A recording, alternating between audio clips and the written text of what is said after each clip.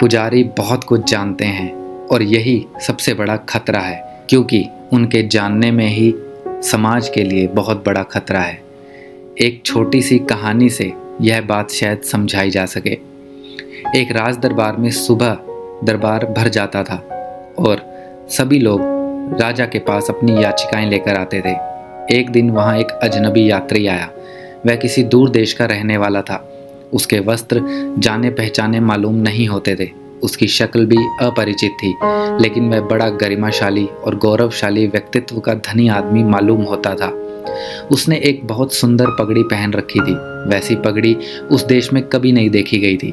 उसमें बहुत रंग बिरंगे छापे थी। उसके ऊपर चमकदार चीज़ें लगी हुई थी। राजा ने पूछा कि अतिथि, क्या मैं पूछ सकता हूँ कि यह पगड़ी कितनी महंगी है और कहाँ से खरीदी गई है? उस आदमी ने कहा, यह बहुत महंगी पगड़ी है महाराज। 1000 स्वर्ण मुद्राएं मुझे खर्च करनी पड़ी, तब जाकर मुझे ये पगड़ी हासिल हुई। वजीर, जो कि राजा की बगल में बैठा था, उसने राजा के कान में कहा, महाराज सावधान, यह पगड़ी 20-25 रुपये से ज़्यादा की नहीं मालूम पड़ती। यह 1000 स्वर्ण मुद्राएं बता रहा है। इसके लूटने के इरादे हैं। उस अतिथि ने भी वजीर ने जो कान में कहा उसे वजीर के चेहरे से पहचान लिया। वह अतिथि भी कोई नौसिखिया नहीं था।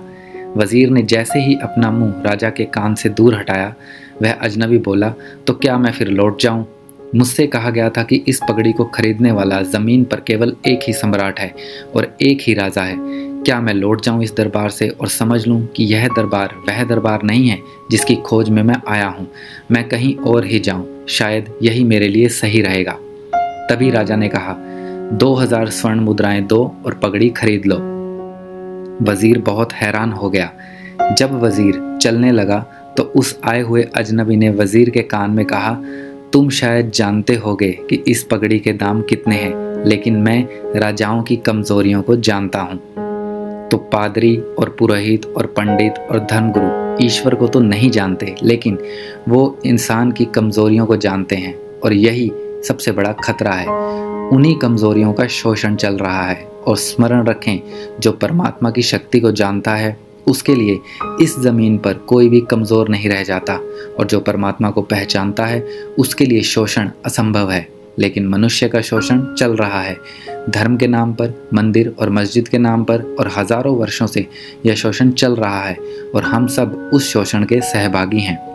मनुष्य की कमजोरियों का शोषण राजनीतिज्ञ कर रहा है, धर्मगुरु कर रहा है, और ना मालूम किस किस तरह के लोग कर रहे हैं, लेकिन सबसे गहरा शोषण धर्मगुरुओं ने ही किया है।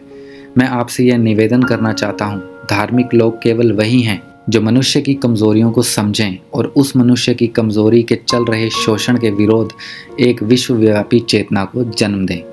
तो दोस्तों, ये थी हमारी आज की जानकारी। उम्मीद करते हैं आपको ये जानकारी बहुत पसंद आई होगी। ऐसी ही और जानकारी प्राप्त करने के लिए प्लीज़ हमारे चैनल को सब्सक्राइब करें और अपने सुझाव हमें कमेंट बॉक्स में भेजें। धन्यवाद।